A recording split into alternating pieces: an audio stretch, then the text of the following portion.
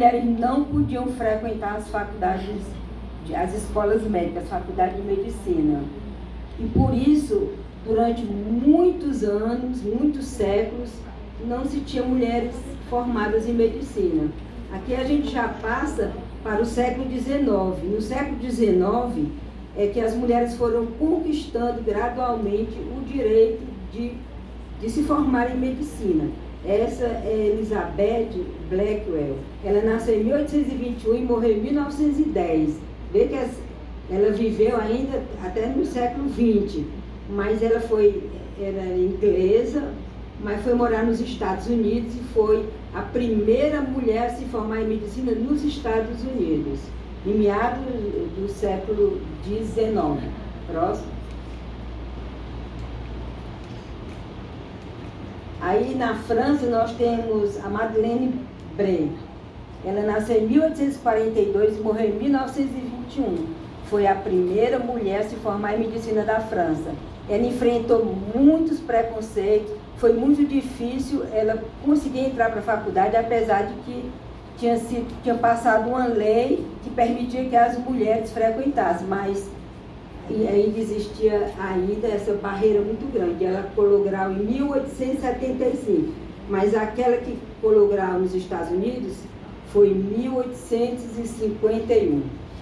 Próximo.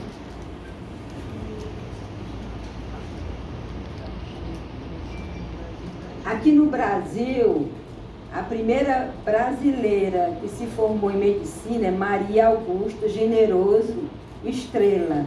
Ela nasceu em 1860 e morreu em 1946. Ela só conseguiu se formar em medicina porque aqui no Brasil era proibido as mulheres frequentarem faculdade, mas nos Estados Unidos já podia. Então ela contou com uma bolsa de Dom Pedro II e se formou e depois veio exercer a profissão dela aqui no Brasil. Mas foi a gaúcha Rita Lobato Velho Lopes a primeira brasileira a se formar em medicina numa escola brasileira. Ela era gaúcha, foi estudar primeiro no Rio de Janeiro, porque só tinha faculdade de medicina no Rio e na Bahia, né, em Salvador, que foram as duas primeiras. Mas no Rio ela encontrou muitas barreiras e o pai dela resolveu transferir para Salvador, e daí ela colou grau em Salvador. Conseguiu ser a primeira brasileira a se formar em medicina numa escola daqui, como eu falei. Próximo. Agora vamos passar para 1926. Eu quero falar um pouco da Nise da Silveira. Ela nasceu em 1905, já foi século XX, e morreu em 1999. Ela viveu bastante, era alagoana. Ela se formou em medicina na Bahia, porque naquela época iam todos para a Bahia, né, ou para o Rio.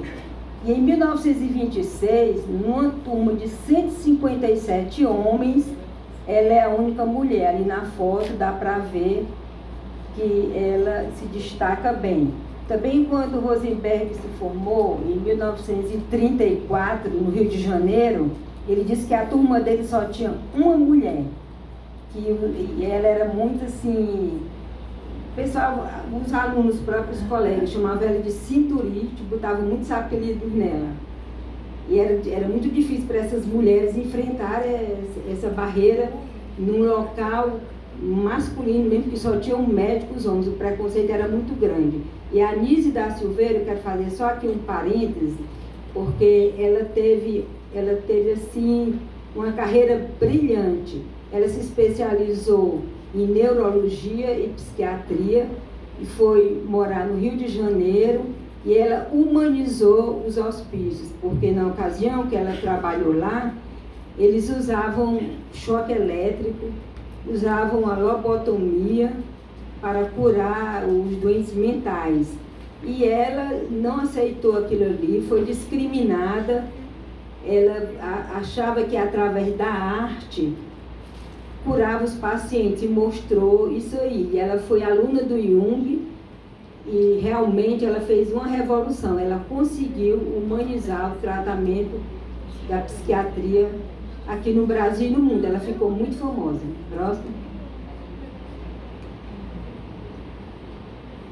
todo esse percurso que eu mostrei para vocês, que as mulheres tinham grande dificuldade de se formar em medicina, e no século XIX é que elas começaram a ter acesso à faculdade, e até na minha turma, que eu me formei em 74, aqui tem a Heloísa, que foi minha colega de turma, a maioria era de homens, né? A grande maioria, nós éramos relativamente poucas. E eu quero só mostrar como rapidamente a coisa se inverteu.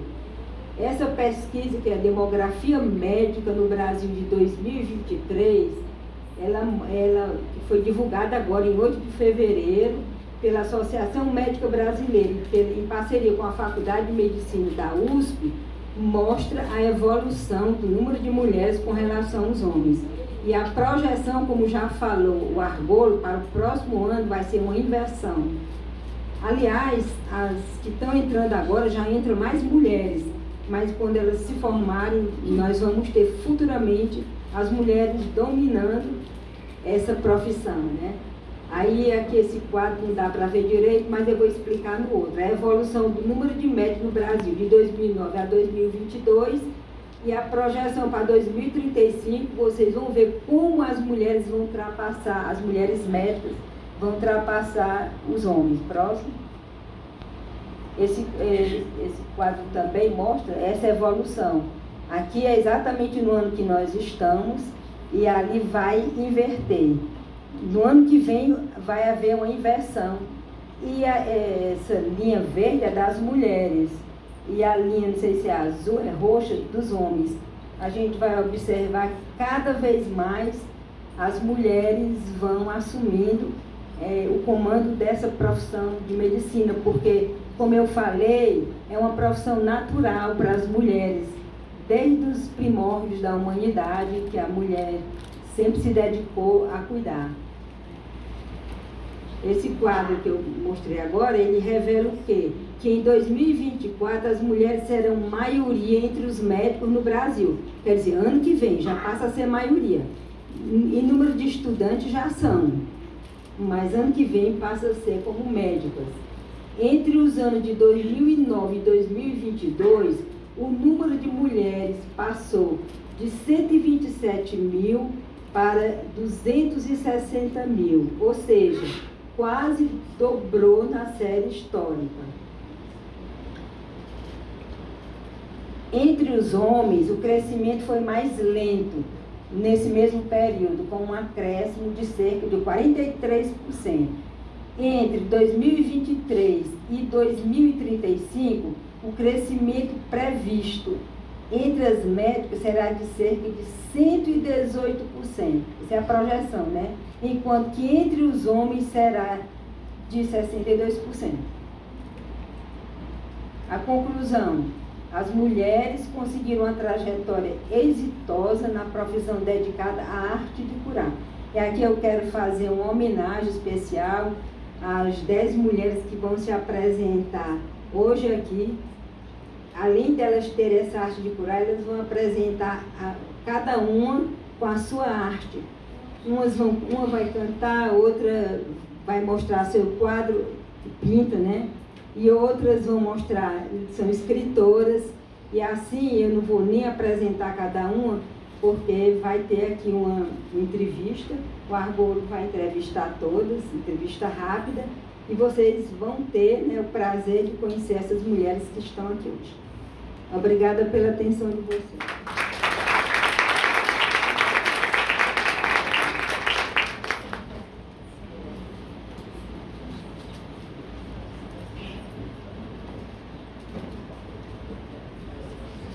Nossos agradecimentos pela brilhante conferência, né, da doutora Margarida.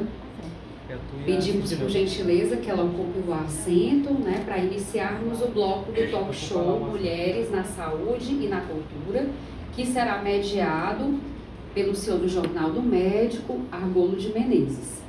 E para complementar os assentos, convidamos a doutora Sidneuma Ventura, que é pediatra, escritora e membro da Sobrames Regional Ceará.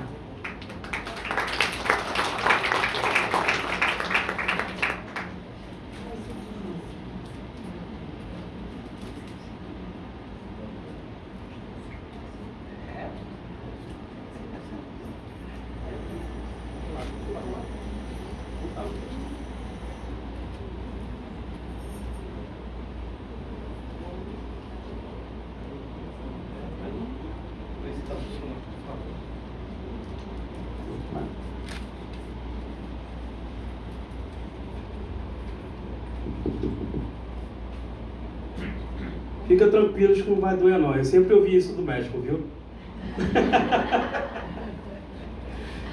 Tá ok aí o microfone? Tá ok, Margarida? Ana Margarida, o microfone tá ok? Sim, Pronto, boa noite, obrigado. Vamos abrir aqui o nosso primeiro bloco do nosso sarau, é uma conversa bem descontraída. Ana, sua conferência foi espetacular. Já não é novidade você ter um domínio na história da medicina, na história da saúde. Há muitos anos você participa conosco no Jornal do Médico. Nós conseguimos elevar o nível de qualidade do Jornal do Médico, justamente trazendo essas pontuações históricas. Meus parabéns, foi sensacional mesmo mostrar esse brilhantismo na trajetória de vocês, mulheres, dentro da medicina. Mais outros desafios vêm pela frente. Cumprimentar aqui também a minha amiga, a doutora Cidinema Ventura. Ela já foi aqui apresentada, minha amiga também. Nos conhecemos na época que ela era presidente da Associação Médica Cearense. A entidade estava fazendo o centenário naquela época, conseguimos desenvolver vários projetos, mas enfim, vamos aqui adiante. Na minha biografia que você mandou, já ligou isso já há um bom tempo, você se formou pela UFC em 74 e você também desempenhou vários trabalhos na área da pneumologia, né? Você se dedicou muito aqui no estado do Ceará, chegando inclusive, você implantou e coordenou o programa de controle do tabagismo da CESA, né? Isso aí foi de 91 a 2000. Vamos começar aqui falando um pouquinho de medicina. Eu queria que você falasse um pouco do porquê que você escolheu medicina, já que você já declarou aqui que a mulher, ela historicamente já tem a vocação de ser médica, né? Eu também depois, na sequência, queria ouvir também a doutora Cidinema do porquê que ela escolheu medicina, se formou também pelo UFC em 79, escolheu trilhar pela área da pediatria. Enfim, Ana, com a palavra, por favor. Bom, eu fui criada numa família muito católica, com muitas tias freiras. Minha mãe era extremamente religiosa, todos da minha família, enfim. Eu queria ser freira. Estudei sempre em colégio de freira e eu queria ser freira. E eu sempre fui estudiosa, mas eu pensei assim, eu quero ser freira, mas eu quero ser médica freira, para ajudar melhor, né? E daí resolvi fazer para depois entrar para o convento. Só que aí, quando eu entrei para a faculdade, aí desisti de ser freira. Legal. Por favor, Cidinema, o que levou você a escolher a medicina e principalmente por que cuidar dos pequenos? Bom, eu queria alguma coisa da área da saúde, né? E na época do meu vestibular, nós ficávamos sujeitos ao número de pontos que fazíamos, né? Então eu pensava, eu vou estudar, mas se eu ficar até em odontologia, para mim já está bom demais. E então consegui ficar na medicina, que era o meu alvo, né, digamos assim. É o principal objetivo. Isso. E terminei medicina e pensava fazer ginecologia e obstetrícia. Mas eu comecei a estagiar lá no Instituto Zé Frota da Parangaba. Frotinha da Parangaba. No Frotinha da Parangaba eu comecei a estagiar lá. E lá a doutora Jocileide Campos começou a me dar casos para estudar. E eu estudava os casos em casa e levava o diagnóstico para ela, né? E nós discutíamos o caso. E por aí eu fui me interessando por pediatria e me apaixonei. E dou graças à doutora Jocileide hoje por ter feito pediatria. Muito bom, eu conheço a doutora Jocileide Salles, ela inclusive é a atual presidente da Sociedade Brasileira de Imunização Regional do Ceará. É pediatra também, claro. Muito bacana, muito interessante a história de vocês. Quando vocês foram fazer medicina, Vocês também sofreram uma certa resistência, a exemplo da história que a doutora Margarida contou aqui. Quando vocês foram fazer medicina, vocês também passaram por algum tipo de resistência entre os colegas dos alunos, quando foram fazer o vestibular? Não, eu acho que... Não naquele nível que foi de antigamente, mas um certo preconceito. Vocês passaram alguma situação parecida? Sempre existe um certo preconceito. Os homens sempre se acham superiores, mais inteligentes. Eu não. Eu compreendo, claro. Tem as exceções, né? Mas eu queria só complementar, claro. Eu fiz pneumologia por causa do professor Mário Rigato. Quando a gente fazia o 5º ano, ele veio dar umas conferências sobre tabagismo, sobre pneumologia, e aí foi por isso que eu abracei essa luta contra o cigarro. Foi por causa do professor Mário Rigato. E eu me lembro bem que a gente era bem novinho, né?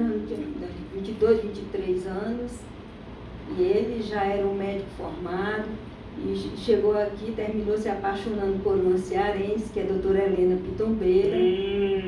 E as palestras dele eram encantadoras, porque ele era um homem muito culto, muito romântico, e ainda me lembro de algumas citações que ele fazia. Em uma ocasião ele disse: de volta agora ao meu rincão longínquo, ele era de Porto Alegre, vou pôr à prova o velho adágio popular que diz: como o vento é para o fogo, é a distância para o amor. Se é pequeno, apaga-o logo. Se é grande, torna-o maior. E realmente o amor pela Helena Pitombeira se tornou imenso. Ele casou-se com ela, tiveram uma filha. E em outra ocasião ele falou, porque ele era cardiologista, depois ele abraçou a pneumologia. Aí ele disse: o que pode... Dizem que a sede do amor está no coração, mas eu digo que não, a sede do amor está nos pulmões, porque com os pulmões a gente suspira, com os pulmões a gente respira, e com os pulmões a gente emite todos os sussurros, todos os gemidos e todos os aios de amor. Eita! Isso é maridade. Ana Margarida, muito bem. Alguma curiosidade na época de medicina ou da pediatria? Eu não tive... Bom, se eu sofri algum constrangimento por parte da classe médica masculina, eu não registrei, eu não me lembro. A minha turma era predominantemente masculina, tinha mais homens do que mulheres, mas já havia bastante mulheres e nós éramos muito bem tratadas. Foi muito bom, foi um convívio legal. E eu não me lembro, assim, de nenhum constrangimento. Muito bem, maravilha. Ana, agora vamos avançar aqui um pouquinho do nosso papo, já chegando aqui na parte da cultura. Você é uma pessoa muito curiosa pela cultura francesa. Você me deu o nome aqui de uns cursos, que assim, eu me recuso de falar porque eu vou passar vergonha. Eu fui para a França ano passado, mas eu não peguei ainda... a não ser falar oui, né, sim em francês, mas fora isso, très bien, muito obrigado, não é isso, né? Bonjour. Só isso eu não passo daqui, tá? Não passo daqui. Então eu queria que você contasse um pouco, né, como que foi essa curiosidade pela cultura francesa, visto que em 2009, 2012, 2013 você esteve estudando essa temática voltada para a cultura francesa. Bom, eu devo quase tudo que eu sou ao meu segundo marido, professor Rosenberg. Ele era um apaixonado pela França e eu me casei com ele e depois nós escrevemos esse livro, Confissões de Amor. Então, o professor Rosenberg era um homem muito culto, ele morou na França. Ele me estimulou para estudar na Aliança Francesa. Eu já gostava de francês, do francês do ginásio. Eu já tinha uma queda muito grande